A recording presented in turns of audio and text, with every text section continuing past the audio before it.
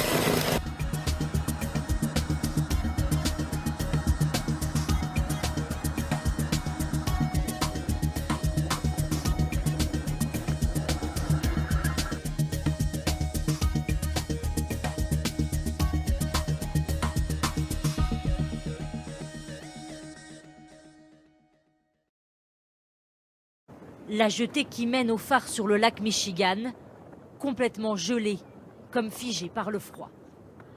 À la surface du lac situé dans le nord des États-Unis, ce sont désormais des vagues de glace qui viennent s'échouer sur le rivage. De gros blocs qui recouvrent toute la surface de l'eau. Les stations balnéaires autour de la région des Grands Lacs semblent toutes enserrées par le froid et les températures polaires. Paysages surréalistes dans des quartiers complètement évacués. À Buffalo, dans le nord de l'État de New York, plusieurs mètres de neige se sont abattus sur la ville, rendant toute sortie impossible pour les habitants. Voilà à quoi ça ressemble quand je sors de chez moi. Regardez comme c'est haut, ça fait au moins 1,50 m. Au total, rien que dans le comté, 25 morts, 47 dans tout le pays à cause de la tempête. Car depuis jeudi, les États-Unis subissent ce qu'on appelle une bombe cyclonique. La combinaison d'une baisse brutale de température comme à Denver, moins 33 degrés en 7 heures seulement, et une chute très rapide en moins de 24 heures de la pression atmosphérique, ici due à la rencontre d'une masse d'air froid venue d'Arctique avec une masse plus chaude. Dans une grande partie du pays, le phénomène a privé des milliers d'Américains d'électricité. Des centaines de vols ont été annulés. Les chutes de neige ont été si importantes que sur le parking, ces joueurs de football américains ont dû pelleter pour pouvoir entrer dans leur voiture. Certains repartent même avec plus de 2 mètres de neige sur le toit. Même les animaux n'ont pas résisté. En Floride, ces iguanes tombent gelées des arbres. Cet habitant tente de les sauver. Les températures glaciales et la neige devraient encore se poursuivre demain dans une partie du pays.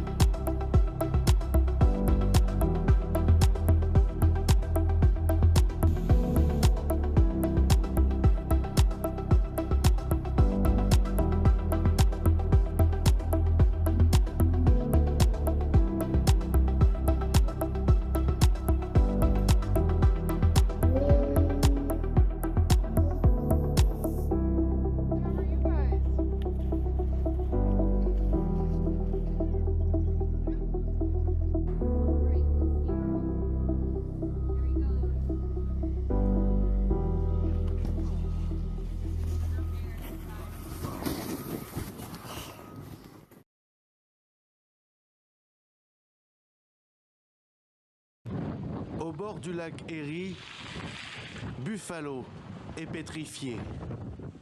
Le décor imposé par le froid et la glace pourrait être féerique en cette période de Noël si la ville ne comptait pas ses morts à cause de la tempête.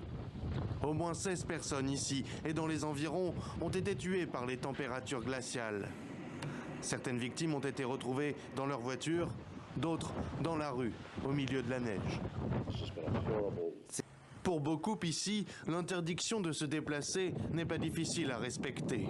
De nombreux véhicules sont pris dans les congères. Coincés chez eux, les habitants de Buffalo se sont aussi vus privés d'électricité à cause des importantes chutes de neige. D'après le responsable du comté, le courant ne devait pas être rétabli avant ce lundi. Originaire de la ville, la gouverneure de l'État de New York a reconnu que cette tempête était la pire des 60 dernières années. Je viens de parler avec Ron Klain, le chef de cabinet du président Joe Biden. Il m'a assuré que dans un délai très court après réception de notre demande de déclaration de catastrophe, celle-ci sera accordée. Et c'est une bonne nouvelle pour nous de pouvoir couvrir le coût de cette tempête exceptionnelle à laquelle nous devons maintenant faire face. Comme le montrent ces chauves-souris de Houston au Texas tombées au sol à cause du gel, c'est bien tout le pays qui a été frappé par cette vague de froid